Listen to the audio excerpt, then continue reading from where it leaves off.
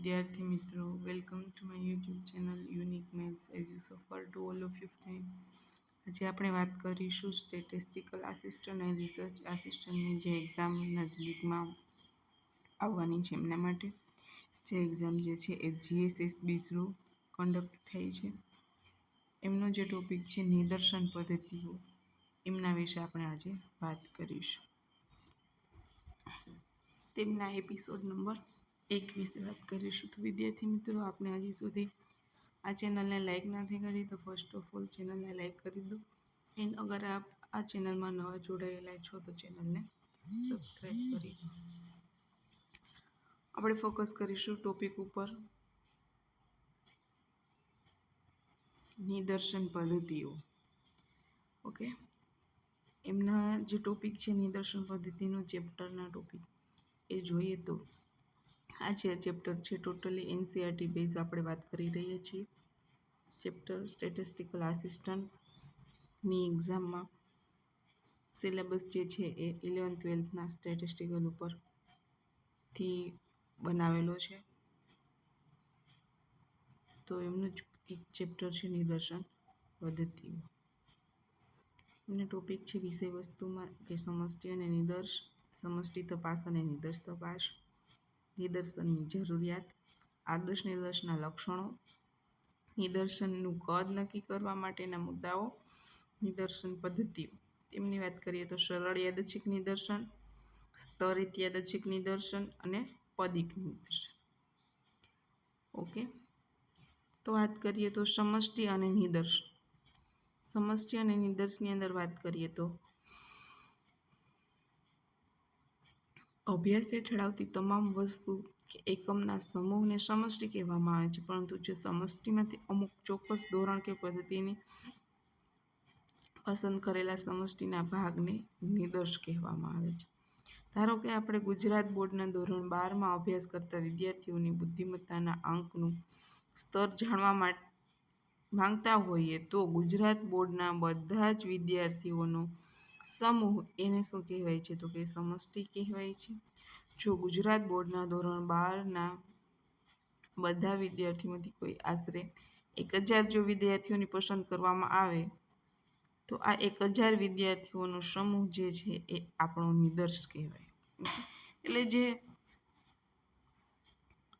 એકમની વાત કરીએ છીએ, સમૂહમાંથી અમુક ચોક્કસ વસ્તુ કે સમૂહને લેવામાં આવે એને નિદર્શ કહેવાય, પણ સમષ્ટિ જે છે એને આખા સમૂહ માટે વાત કરીએ એ સમષ્ટિ છે. એટલે એવું કંઈક જ છે અહીંયા કે સમષ્ટિ જે છે એ નિદર્શ કરતાં નાની થશે. સમષ્ટિનો જ કોઈ એક ભાગ, કોઈ અંશ એ જ છે નિદર્શ. આપણે રોજબરોજના જીવનમાં પણ નિદર્શની પસંદગી કરતા હોઈએ છીએ. કોઈ દુકાનદાર પાસેથી આપણે શાકભાજી કે ફળ ખરીદવા જઈએ તો પહેલાં તેની પાસે રહેલા શાકભાજી કે ફળના સમગ્ર જથ્થામાંથી કેટલાકની પસંદગી કરીએ છીએ અને તેને ચકાસીએ છીએ. તો અહીં જે દુકાનદાર પાસેથી શાકભાજી કે ફળનો કુલ જથ્થો જે છે એ તે સમષ્ટિ છે અને તેમાંથી આપણે જે પસંદ કરેલા કેટલાક શાકભાજી કે ફળ જે છે એ નિદર્શ છે. સમષ્ટિમાંથી નિદર્શની પસંદગી જે છે એ પુરવણી સહિત અથવા તો પુરવણી રહિત પ્રકારે થઈ શકે છે. એટલે વિથ રિપ્લેસમેન્ટ યા તો વિધાઉટ રિપ્લેસમેન્ટ થઈ શકે છે. સમષ્ટિમાંથી નિદર્શનની જે પસંદગી છે એ આ તો પુરવણી રહિત હોઈ શકે કાં તો પુરવણી સહિત હોઈ શકે. સમષ્ટિમાંથી નિદર્શ પસંદ કરતી વખતે જો નિદર્શના દરેક એકમની પસંદગી સમષ્ટિમાંથી નિદર્શ પસંદ કરતી વખતે જો નિદર્શના દરેક એકમની પસંદગી તેની અગાઉ પસંદ થયેલ એકમને સમષ્ટિમાં પાછો મૂકી એટલે કે પરત કરીને કરવામાં આવે તો આ નિદર્શને પુરવણી સહિતનું નિદર્શ કહેવામાં આવે છે. કોઈ એકમ જે છે એ એક નિદર્શને સમષ્ટિમાંથી પસંદ કર્યો અને જો એને પાછું મૂકી દેવામાં આવે સમષ્ટિમાં તો એને પુરવણી સહિતનું નિદર્શ કહે છે. એટલે સહિત એટલે કે એમના ઇન્ક્લુડ નિદર્શનો ઇન્ક્લુડ થાય છે. જ્યારે સમષ્ટિમાંથી નિદર્શ પસંદ કરતી વખતે જો નિદર્શના દરેક એકમની પસંદગી તેની અગાઉ પસંદ થયેલ એકમને સમષ્ટિમાં પાછો મૂક્યા વગર એટલે કે પરત કર્યા વગર કરવામાં આવે તો આવા નિદર્શને પુરવણી રહિતનું નિદર્શ કહેવાય છે. એક વખત સમષ્ટિમાંથી નિદર્શને પસંદ કરાઈ ગયું અગેન જો એમનો સમષ્ટિમાં મૂકવામાં આવે તો પુરવણી સહિત અને મૂકવામાં ના આવે તો પુરવણી રહિત. શબ્દો જ કંઈક સમજાવે છે. તે જ પ્રમાણે જો સમષ્ટિમાંથી નિદર્શના એકમો એકસાથે લેવામાં આવે તો પુરવણી રહિતનું નિદર્શ થાય છે. પછી નંબર 2 વાત કરીએ તો સમષ્ટિ તપાસ અને નિદર્શની તપાસ કઈ રીતે થાય છે. તો અભ્યાસ હેઠળ આવતી સમષ્ટિના અભ્યાસ માટે બે માહિતી એકઠી કરી શકાય છે. જે રીતમાં સમષ્ટિના બધા એકમોની માહિતી એકત્ર કરવામાં આવે છે તેને સમષ્ટિ તપાસ કહે છે. અભ્યાસ હેઠળ આવતી સમષ્ટિના અભ્યાસ માટેની બે માહિતી એકઠી કરી શકાય છે અને તેના બધા એકમની માહિતી એકત્ર કરવા માટે સમષ્ટિ તપાસ કરવામાં આવે છે. यानी कि पॉपुलेशन इंक्वायरी और सेंसस इंक्वायरी सैम्पल इंक्वायरी એ નિદર્શ તપાસ થશે. તો એમની વાત કરીએ તો આપણા ભારત દેશમાં 10 વર્ષે થતી વસ્તી ગણતરી એ સમષ્ટિ તપાસનું ઉદાહરણ છે. 10 વર્ષે જે વસ્તી ગણતરી થાય છે એ સમષ્ટિ તપાસનું ઉદાહરણ છે. ધારો કે કોઈ શાળાના ધોરણ 11 અને 12ના વિદ્યાર્થીઓના ગુણને લગતા અભ્યાસમાં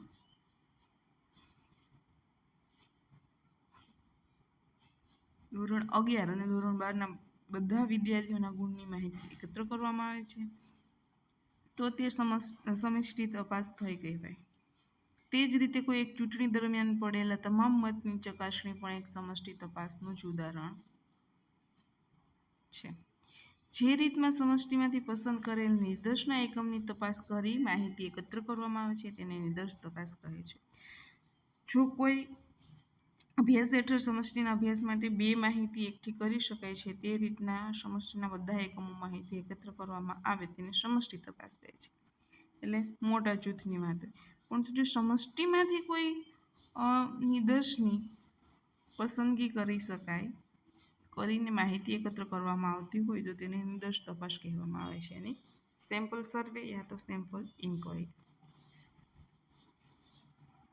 કોઈ એક કોલેજના વિદ્યાર્થીઓના નાણાં ખર્ચ કરવાની આદત કે ટેવ વિશેનો એકત્ર કરી અભ્યાસ કરવો હોય વિદ્યાર્થીએ નાણાં ખર્ચ કર્યો છે એની આદતને ટેવનો અભ્યાસ કરવો હોય તો આપણે તે કોલેજના કેટલાક વિદ્યાર્થીઓની નાણાં ખર્ચ કરવાની આદત વિશે કોઈ આધારે માહિતી એકત્ર કરીએ તો તે નિદર્શ તપાસનું ઉદાહરણ છે. બરાબર છે. જે વિદ્યાર્થીની માહિતી જે છે એ શું છે આપણી આગળ સમષ્ટિ છે અને એમાંથી જે વિદ્યાર્થીઓ નાણાં ખર્ચ કરવાની આદતવાળા વિદ્યાર્થીઓની માહિતી એકત્ર કરીએ તો એ નિદર્શ તપાસ થશે. નિદર્શ તપાસનું ઉદાહરણ છે કે કોઈ વ્યક્તિનું બ્લડ ગ્રુપ જાણવા માટે શરીરમાં રહેલા લોહીમાંથી એક ટીપું લેવામાં આવે છે તો આ લોહીના એક ટીપાની તપાસ જે છે એ નિદર્શ તપાસ છે. સમગ્ર લોહીની તપાસ માટે એક ટીપું માત્ર અનિવાર્ય છે તેમના બ્લડ ગ્રુપ જોવા માટે. તો આ જે છે એ કઈ તપાસ થશે તો નિદર્શ તપાસ થશે.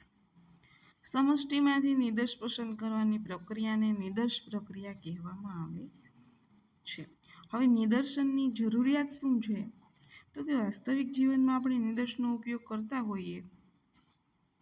એક ફેક્ટરીનું ગુણવત્તા નિયંત્રણ ખાતું ઉત્પાદિત એકમોની ગુણવત્તા ચકાસવા કુલ ઉત્પાદિત એકમોમાંથી યાદચ્છિક રીતે અમુક ચોક્કસ એકમો પસંદ કરે છે. ફેક્ટરીનું કુલ ઉત્પાદન જે છે એ સમષ્ટિ ગણાય છે જ્યારે તેમાંથી પસંદ કરેલા અમુક એકમો જે છે એ નિદર્શ ગણાય છે. કુલ ઉત્પાદનમાંથી પસંદ કરવામાં આવતા અમુક એકમોની પ્રક્રિયાને નિદર્શન કહે છે. તો કે ડેરીમાં વ્યક્તિ દ્વારા લાવવામાં આવતું દૂધમાંથી ચરબીનું પ્રમાણ જાણવું તો થોડા દૂધ પસંદ કરવાની પ્રક્રિયા. બરાબર છે. અત્યારે હર ગામની અંદર ડેરી થઈ ગઈ છે તો ડેરીમાં દૂધ આપવા આવતા માલધારી લોકો જેમનું દૂધ હોય છે લીટરના પ્રમાણમાં 10 લીટર 15 લીટર 20 લીટર તો એના દૂધની ચરબીનું પ્રમાણ માપવા માટે બધા દૂધનું જે છે એ નિરીક્ષણ અવલોકન નથી થતું, પરંતુ બધા આટલા વધારે જથ્થાના દૂધમાંથી અમુક સેમ્પલ લેવામાં આવે છે કે જે નોર્મલી એમએલમાં હોય છે. 10થી 20 ml જેટલું પ્રમાણમાં દૂધ લઈ અને એમની ચરબી ચેક કરવામાં આવે તો એમના જે સમગ્ર જથ્થો છે, સમગ્ર દૂધ જે આપ્યું છે એમની જે છે ચરબીનું પણ માપન થઈ જાય છે. તો જે ચરબીનું દૂધમાંથી ચરબીનું માપન છે એ શું દર્શાવે છે? તો કે એ પણ શું દર્શાવે છે કે નિદર્શન જ દર્શાવે છે. એ પ્રક્રિયાને પણ નિદર્શન કહે છે. તો કોઈ એક રોગનું કારણ જાણવા આ રોગથી પીડાતા થોડા દર્દીઓના લોહીની તપાસ વગેરે શું દર્શાવે છે? નિદર્શનના અન્ય ઉદાહરણો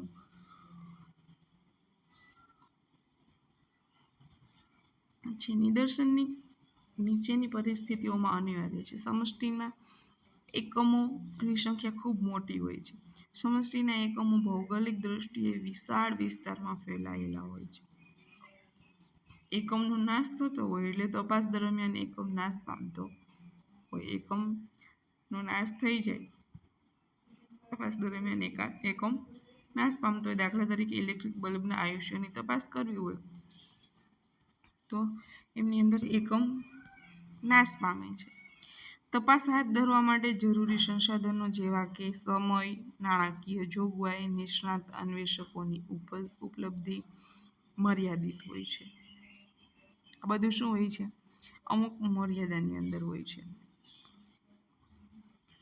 સામાન્ય રીતે તો સમષ્ટિ તપાસ છે કાયદાકીય અને બંધારણીય જોગવાઈ હેઠળ તથા કેટલીક વહીવટી કારણોસર કરવામાં આવે છે. કેટલીક પરિસ્થિતિઓમાં સમષ્ટિ તપાસ યોજવી શક્ય હોય પણ નિદર્શ તપાસને પ્રાધાન્ય આપવામાં આવે છે.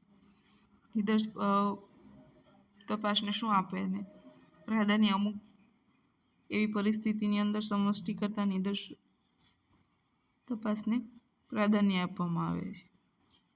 કારણ કે સમષ્ટિ તપાસમાં વધારે સમય જોઈએ. હવે તમે આખા દૂધની ચરબી ચેક કરવા બેસો તો કેટલો સમય લાગે વિચાર. પરંતુ જો બધા દૂધમાંથી એક એવું નાનું સેમ્પલ લઈ અને એમની જ માત્ર ચકાસણી કરવામાં આવે તો એ પ્રક્રિયા જલ્દી થઈ જાય છે. બરાબર છે. એવી રીતના બ્લડ ગ્રુપની પણ બ્લડ ચેકિંગની બ્લડ ટેસ્ટની વાત કરીએ તો એ પણ કોઈ પણ એક જગ્યાએથી બ્લડ લેવામાં આવે તો એ વાત બરાબર છે. હરેક જગ્યાએથી શરીરના હરેક જગ્યાએથી જો બ્લડ ચેકિંગ કરવામાં આવે તો કેટલો ટાઈમ વેસ્ટ થાય, પ્લસ કેટલું નાણાકીય ખર્ચ પણ વધી શકે છે. તો આ બધાની એક જ ઉપાય છે નિદર્શની તપાસ ને ત્યારે પ્રાધાન્ય આપવામાં આવે છે. સમષ્ટિ તપાસમાં વધારે સમય જોઈએ, ખર્ચ વધુ થાય, વધુ માનવ શક્તિની જરૂર પડે. વધુમાં સમષ્ટિ તપાસમાં એકમોની તપાસ હાથ ધરવાનું કાર્ય ગહન અને વ્યાપક હોવાથી તપાસમાં એકમોની માહિતી મેળવવામાં ત્રુટિમાં પ્રવેશે છે. નિદર્શનનો મુખ્ય ઉદ્દેશ્ય છે કે સમષ્ટિમાંથી પસંદ કરેલા નિદર્શના અભ્યાસ પરથી નિદર્શન જે છે એનો મુખ્ય ઉદ્દેશ શું છે? તો કે સમષ્ટિમાંથી પસંદ કરેલા નિદર્શના અભ્યાસ પરથી સમષ્ટિની ખાસિયતો વિશે તારણો મેળવવાના હોય છે. નિદર્શ એકમો પરથી મળતા સંખ્યાત્મક પરિણામને આધારે મળેલા વિવિધ માપ જેવા કે મધ્યક, પ્રમાણિત વિચલન વગેરે જે છે શું છે? તો કે વગેરે નિદર્શન આ ગણકો છે કે જેની મદદથી નિદર્શન મેળવવું સંખ્યાત્મક રીતે ઇઝી થઈ જાય છે. મધ્યક, પ્રમાણિત વિચલનની મદદથી. તો આ રીતે એનો MCQ પૂછાઈ શકે કે નિદર્શ આ ગણકો નીચેનામાંથી કયા છે? મધ્યક, પ્રમાણિત વિચલન, મધ્યક, પ્રમાણિત વિચરણ કે ઉપરના તમામ? તો ઉપરના તમામ. જ્યારે સમષ્ટિ માટેના બધા માપોને પ્રાચલો કહેવાય છે. સમષ્ટિ માટે બધા માપને પ્રાચલો કહેવાય છે, જ્યારે નિદર્શન માટે નિદર્શન આ ગણકો કહેવાય છે. અને પછી છે કે આદર્શ નિદર્શનના લક્ષણો શું છે? આપણે અત્યારે જોઈએ કે નિદર્શનની જરૂરિયાત શું છે? તો કે નિદર્શનનું ઘણી બધી જગ્યાએ પ્રાધાન્ય જોવા મળે છે કે નિદર્શનથી વાત જે છે જલ્દી રીતે થઈ શકે છે. જ્યારે એ સમષ્ટિ માટે કરવામાં આવે તો એના અમુક મર્યાદા મળી છે કે એ વધુ ખર્ચાળ બની શકે છે, સમયનો વ્યય થાય છે, માનવ શક્તિની વધારે જરૂર પડે છે. માટે આપણને કહી શકીએ કે નિદર્શન તપાસ જે છે એમને પ્રાધાન્ય મળ્યું છે. હવે એમના લક્ષણો શું છે કે આદર્શ નિદર્શનના લક્ષણો શું છે કે આદર્શ નિદર્શન શું હોઈ શકે? તો સમષ્ટિમાંથી પસંદ કરેલ નિદર્શ પરથી સમષ્ટિ વિષયક માહિતીના તારણો મેળવવા માટે નિદર્શ તપાસનો ઉપયોગ થાય છે. જે સમષ્ટિ છે એમાંથી પસંદ કરેલા નિદર્શ છે એમને સમષ્ટિ વિષયક માહિતીના તારણો મેળવવા હોય તો નિદર્શન તપાસનો ઉપયોગ થાય છે. સમષ્ટિમાંથી પસંદ થયેલ નિદર્શ સમષ્ટિ વિશેની માહિતી માટે મેળવવામાં મહત્વપૂર્ણ ભાગ ભજવે છે. સમષ્ટિમાંથી પસંદ કરાયેલા નિદર્શન સમષ્ટિ વિશે માહિતી મેળવવા મહત્વનો ભાગ ભજવે છે. નિદર્શનની પસંદગી યોગ્ય રીતે થાય તે ખૂબ જ જરૂરી છે. જે નિદર્શન નીચેના ગુણધર્મો ધરાવતા હોય તો તેવા નિદર્શનને આદર્શ નિદર્શ કહી શકાય છે કે તે સમષ્ટિનું પ્રતિનિધિત્વ ધરાવતું હોય, એટલે કે સમષ્ટિના બધા જ લક્ષણોનો સમાવેશ નિદર્શનમાં થયેલો હોવો જોઈએ. હવે આપણે બ્લડની વાત કરીએ તો તમે કોઈ પણ જગ્યાએ બ્લડ લો એની અંદર બધાની અંદર પોતાના લક્ષણો સરખા જ હશે, તો આ કેવી નિદર્શ કહેવાય? આદર્શ નિદર્શ કહેવાય. પછી બીજા નંબરની કીધું છે કે તેની પસંદગી યાદચ્છિક રીતે થવી જોઈએ, એટલે કે તેની પસંદગીમાં સમષ્ટિના કોઈ પણ એકમ માટે પક્ષપાત કે પૂર્વગ્રહ ના હોવો જોઈએ. કોઈ પણ જગ્યાએથી સમૂહ આપેલો હોય સમષ્ટિને, એમાંથી કોઈ પણ જગ્યાએથી નિદર્શનો એકમ લેવામાં આવે તો એમની અંદર કોઈ પણ પ્રકારનો પૂર્વગ્રહ ના હોવો જોઈએ. પછી નંબર 3 કે નિદર્શન દરમિયાન અભ્યાસને અસર કરતા પરિબળોમાં કોઈ ખાસ મોટા ફેરફારો થયેલા ના હોવા જોઈએ. કોઈ પણ સમષ્ટિના કોઈ પણ સમૂહમાંથી નિદર્શ પસંદ કરી અને એના ઉપર અભ્યાસ કરીએ તો પરિબળો પર કંઈ ખાસા એવા ફેરફાર થવા ન જોઈએ. પછી નંબર 4 છે કે નિદર્શના એકમોની પસંદગી સ્વતંત્ર રીતે થયેલી હોવી જોઈએ, એટલે કે નિદર્શના એકમની પસંદગીને બીજા એકમની પસંદગી સાથે કોઈ પણ સંબંધ ના હોવો જોઈએ. સ્વતંત્ર રીતે જો નિદર્શની પસંદગી કરવામાં આવે સમષ્ટિમાંથી તો નિદર્શના એકમની પસંદગીને બીજા એકમની પસંદગી સાથે કોઈ પણ સંબંધ ના હોવો જોઈએ. બીજો એકમ એટલે કે બીજી કોઈ સમષ્ટિના એકમ સાથે સંબંધ ના હોવો જોઈએ. સમષ્ટિના એકમ સાથે કહી શકાય, પણ સમષ્ટિ સિવાયના કોઈ બીજા એકમ સાથે એમને સંબંધ ના હોવો જોઈએ. નિદર્શનના એકમોની સંખ્યા એટલે કે નિદર્શનનું કદ યોગ્ય પ્રમાણમાં અને યોગ્ય રીતે નક્કી થયેલું હોવું જોઈએ. પછી એ જે છે નિદર્શનનું કદ અથવા તો નિદર્શનનું એકમોની સંખ્યા સમષ્ટિને જ મળી આવતી હોય, બરાબર, એમને જ ઇક્વલ જેવું થતું હોય, આશરે બંને સરખી જેવી હોય, તો નિદર્શનની તપાસ કરવી કે સમષ્ટિની તપાસ કરવી કોઈ મતલબ રહેતો નથી. આ વાત કરી આપણે નિદર્શનના લક્ષણો કેવા હોવા જોઈએ. કેવા નિદર્શનના? તો કે આદર્શ નિદર્શનના. પછી વાત કરીએ આપણે નંબર 5 કે નિદર્શનનું કદ નક્કી કરતી વખતે શું ધ્યાનમાં રાખવું જોઈએ. આપણે આદર્શ નિદર્શન માટે એવું કીધું કે આદર્શ નિદર્શનનું કદ છે યોગ્ય પ્રમાણમાં યોગ્ય રીતે નક્કી થયેલું હોવું જોઈએ. તેની નક્કી કઈ રીતે કરવું, નક્કી કરવા માટે કયા મુદ્દા ધ્યાનમાં રાખવામાં આવે છે એમના વિશે વાત કરીએ. Point to be consider while determining the sample size. તો કે સમષ્ટિમાંથી નિદર્શમાં પસંદ કરવામાં આવતી એકમોની સંખ્યા એટલે નિદર્શનનું કદ, સેમ્પલ સાઇઝ નક્કી કરવા માટે નીચેના મુદ્દાઓ ધ્યાને લેવામાં આવે છે. ઓપ્શન 1 છે, પેલું છે કે સમષ્ટિનું કદ અને અભ્યાસનો વ્યય. અભ્યાસનો વ્યાપ. સમષ્ટિનું કદ અને અભ્યાસનો વ્યાપ. સમષ્ટિનું કદ કેટલું છે એને ધ્યાનમાં લેવામાં આવે છે અને એના ઉપર અભ્યાસનો વ્યાપ જોઈએ. નંબર 2 કે સમષ્ટિની વિષમાંગતા એટલે કે સમષ્ટિના એકમોના ચલ લક્ષણની કિંમતમાં રહેલું ચલન. સમષ્ટિ એકમોના ચલ લક્ષણની કિંમતમાં રહેલું ચલન શું છે એને પણ ધ્યાનમાં લેવામાં આવે છે. નંબર 3 કે સમય, નાણાકીય સાધનો અને નિષ્ણાત તજજ્ઞોની ઉપલબ્ધતા હોય ત્યારે જ નિદર્શ કદનું માપન કરી શકાય છે. સમય હોવો જોઈએ, નાણાકીય સાધનો પણ હોવા જોઈએ બરાબર છે. જ્યારે સમષ્ટિમાંથી કોઈ એકમની આપણે વાત કરવાની હોય તો એમના માટે બધું જરૂરી છે. સમય હોય, નાણાકીય સાધનો હોય અને નિષ્ણાત તજજ્ઞોની ઉપલબ્ધતા પણ હોવી જોઈએ. નિદર્શ પરિણામની ચોકસાઈનું પણ અપેક્ષિત ધોરણ હોવું જોઈએ. નિદર્શ પરિણામોની ચોકસાઈનું પણ અપેક્ષિત ધોરણ હોવું જોઈએ. એટલે એનું પરિણામ પણ કંઈક ચોક્કસ રીતે આવવું જોઈએ. હવે આપણે નિદર્શન કદ આટલા બધા મુદ્દાઓ ધ્યાનમાં રાખી અને એનું કદ નક્કી કરી અને પછી જો એના પરિણામમાં ચોકસાઈ ના હોય તો એ પ્રયોગ જે છે એ ક્યાંક નિષ્ફળ નીવડે છે. પછી કે સમજૂતી માટે વધારાની માહિતી જો કે સમષ્ટિનું કદ ખૂબ મોટું હોય તો સમષ્ટિના એકમોમાં વિસંગતતાનું પ્રમાણ વધુ હોય અને ચોકસાઈનું અપેક્ષિત ધોરણ ઊંચું હોય છે. તો સંસાધનોની મર્યાદામાં રહી મોટા કદનું નિદર્શન પસંદ કરવામાં આવે છે. જો સમષ્ટિનું કદ મોટું હોય તો વિસંગતતાનું પ્રમાણ પણ વધારે હોય અને ચોકસાઈ ઊંચા પ્રમાણમાં અપેક્ષિત રાખી શકે કે એની ચોકસાઈ પણ ઊંચા પ્રમાણમાં મળે, જેવું આપણું સમષ્ટિનું કદ છે એ પ્રમાણે. તો અમુક વખત એવું બની શકે તો એના માટે નિદર્શનનું કદ મોટું પણ પસંદ કરવામાં આવે છે. હવે કઈ કઈ પદ્ધતિઓ જે છે એ નિદર્શન પદ્ધતિઓ છે કે જે એવી પદ્ધતિથી આપણે નિદર્શન કરી શકીએ છીએ અલગ અલગ પદ્ધતિઓ દ્વારા.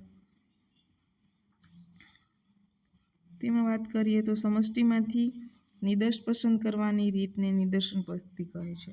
પહેલાં તો નિદર્શન પદ્ધતિ કોને કહે છે આપણે વાત કરીએ. અગેન સેઝ ધેટ કે સમષ્ટિમાંથી જો કોઈ એક એકમ પસંદ કરવામાં આવે એને આપણે સમષ્ટિમાંથી નિદર્શ પસંદ કરવાની હોય તે પદ્ધતિને નિદર્શન પદ્ધતિ કહેવાય છે. ત્યારબાદ નિદર્શન પદ્ધતિના પ્રકારો છે.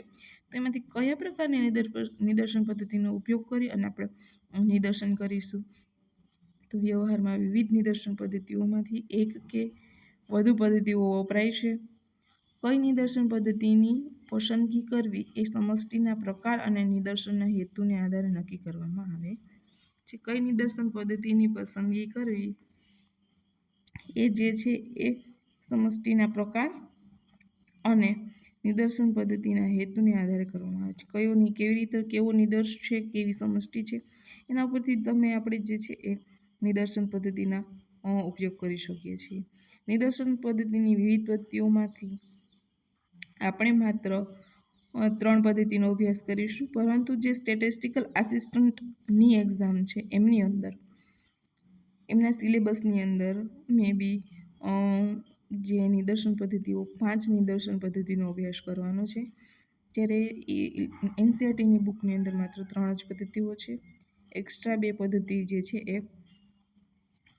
બીજા કોઈ મટીરિયલની અંદરથી કરવાની છે, પણ સિલેબસની અંદર 5 પદ્ધતિઓ નિદર્શન પદ્ધતિઓ છે. અહીંયા જે છે 3 એ કઈ છે તો સરળ યાદચ્છિક નિદર્શન, સ્તરિત યાદચ્છિક નિદર્શન અને પદિક નિદર્શન.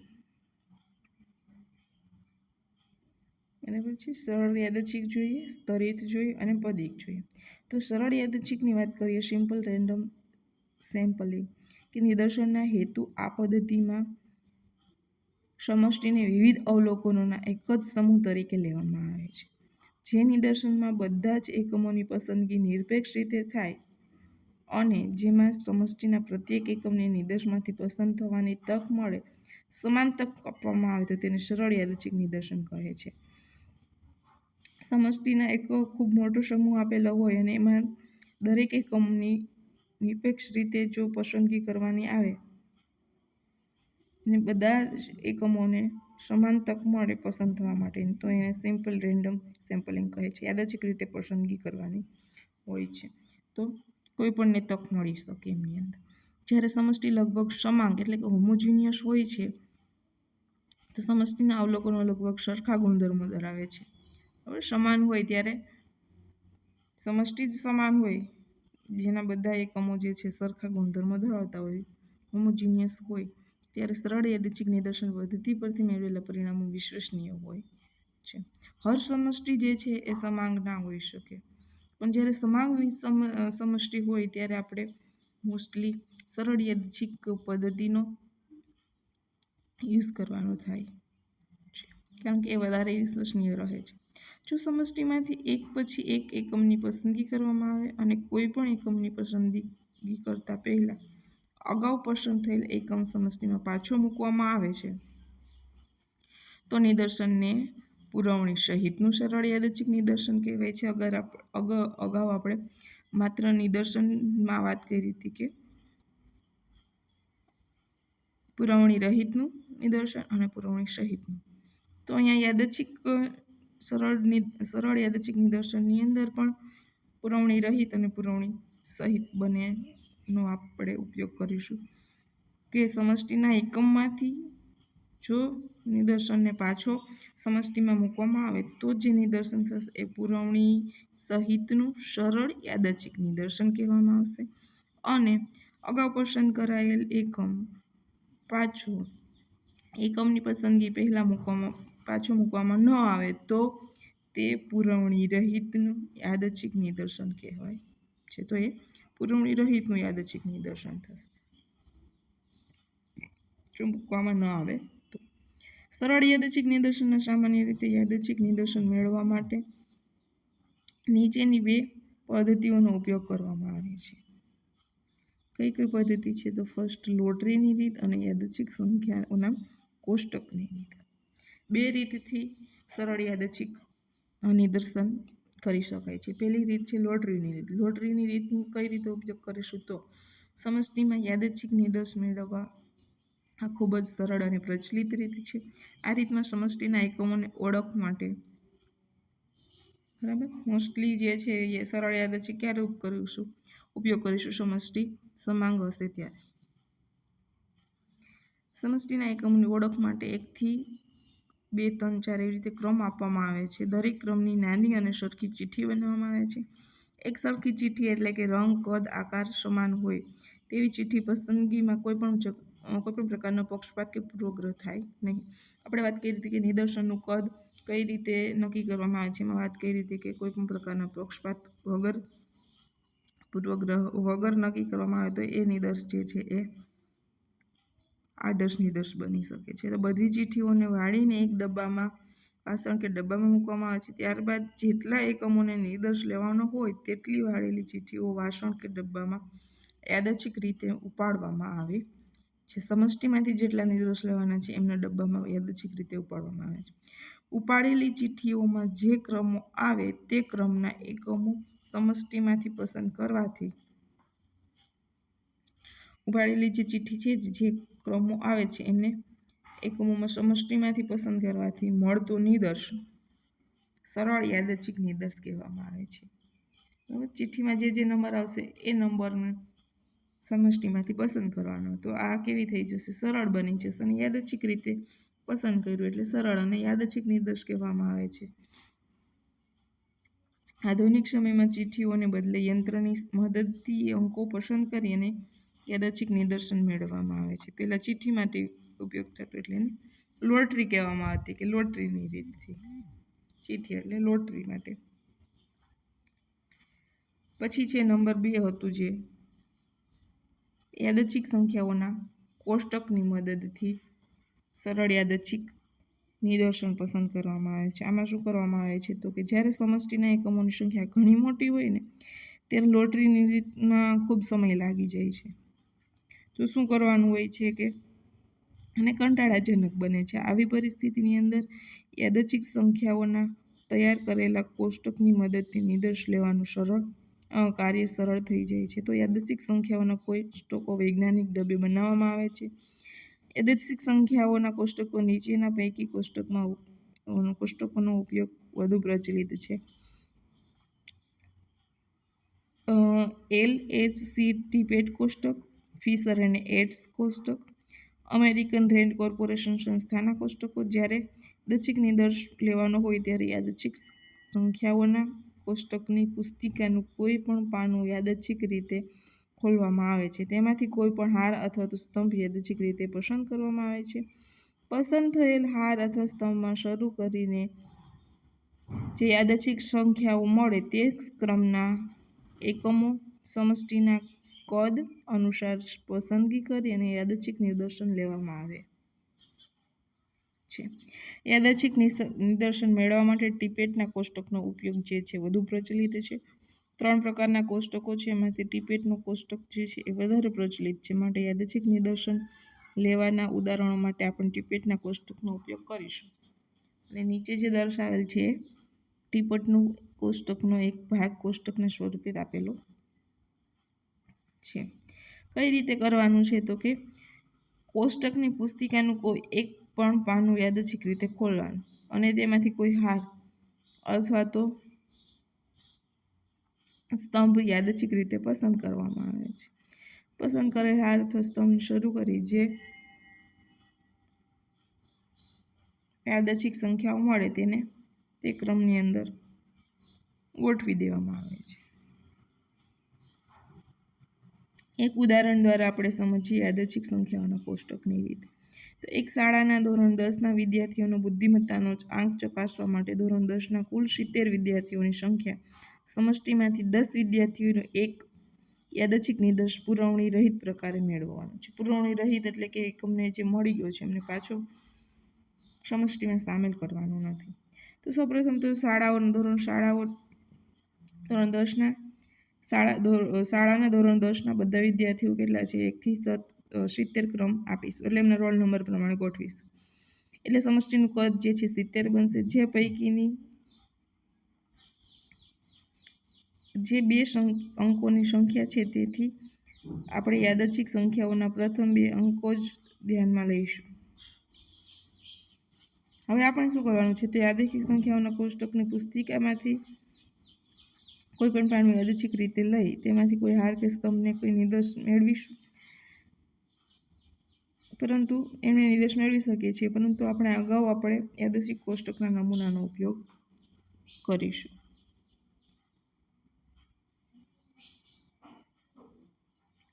બરાબર છે. તો આ ઉદાહરણ જે છે અહીંયા કમ્પ્લીટ થાય છે અને ઉદાહરણ નંબર 1 અને આગળના ઉદાહરણો છે આપણે નેક્સ્ટ એપિસોડની અંદર જોઈશું, જે યાદચ્છિક સંખ્યાઓના કોષ્ટકની રીતના એક્ઝામ્પલ હશે. નેક્સ્ટ ઉદાહરણમાં જોઈશું. ત્યારબાદ સ્તરિત યાદચ્છિક નિદર્શન અને પદિક નિદર્શનની વિશે વાત કરીશું. અને બની શકે તો જે એ સિવાયના 2 નિદર્શન પદ્ધતિના પ્રકાર છે એના વિશે પણ વાત કરીશું, જે ઉપયોગી છે અને એશિયા અને આર્યના સિલેબસની અંદર છે એમની વિશે વાત કરીશું. તો વિદ્યાર્થી મિત્રો, હજી સુધી તમે વિડીયોને લાઈક નથી કર્યો તો હરીયપ વિડીયોને લાઈક કરી દો. એના અગર આ ચેનલમાં નવા જોડાયેલો છો તે ચેનલને સબસ્ક્રાઈબ કરી દો.